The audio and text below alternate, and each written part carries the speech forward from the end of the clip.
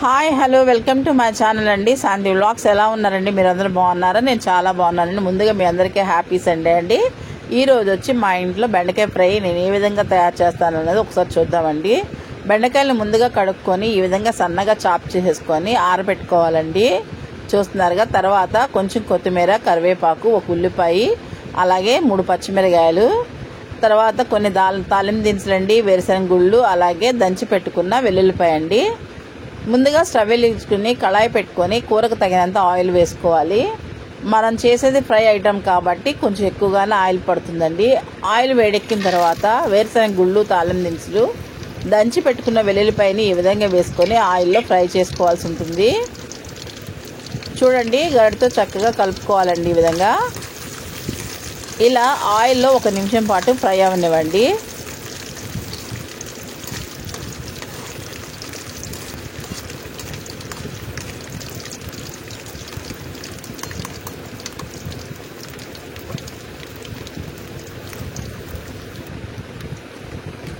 ఇప్పుడు బాగా ఫ్రై అయినాయి కాబట్టి ఉల్లిపాయ, పచ్చిమిరకాయ, కొత్తిమీర, కరివేపాకు కూడా యాడ్ చేసుకుందామండి.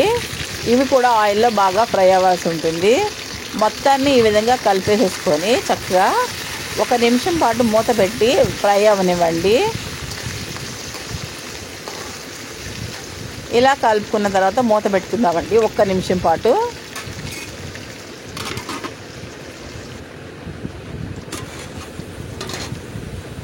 చూసారు కదా, 1 నిమిషం తర్వాత ఈ విధంగా హాఫ్ బాయిల్డ్ అయింది కదండి, ఫ్రై అయింది.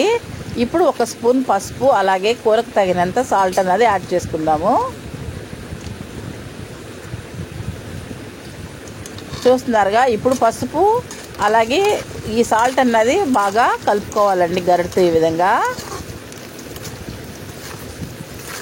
చూస్తున్నారుగా, ఇలా కలిపేసేసుకున్న తర్వాత 1 నిమిషం పాటు ఇది బాగా ఫ్రై అవ్వాల్సి ఉంటుంది. మూత పెట్టేసుకుందామండి.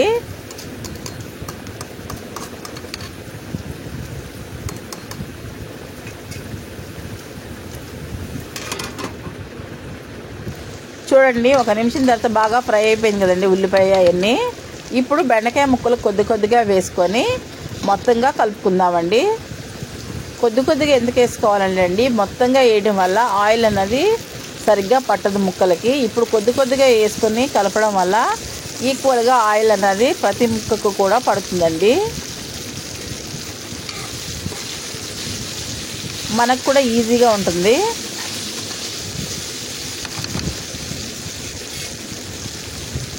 మళ్ళీ ఇంకొంచెం వేసుకొని ముక్కలు చక్కగా కలుపుకోవాలండి. చూడండి, ఆరబెట్టుకోవడం వల్ల ముందుగా కోసి చక్కగా విడివిడిగా పడుతున్నాయి కదండి ముక్కగా.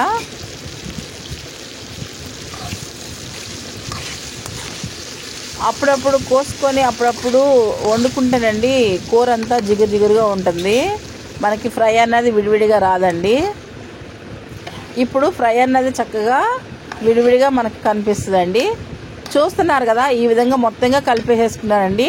ఇప్పుడు మూత పెట్టుకొని 10 నిమిషాల పాటు బెండకాయ బాగా మగ్గే వరకు ఉంచుకోవాలండి. చూస్తున్నారుగా, ఇప్పుడు మూత పెట్టేసుకుందామండి మనం.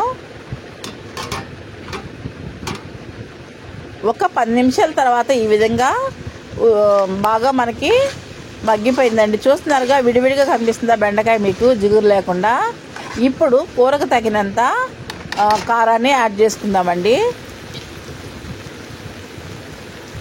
నేనైతే 2 స్పూన్ల కారం వేసుకున్నాను.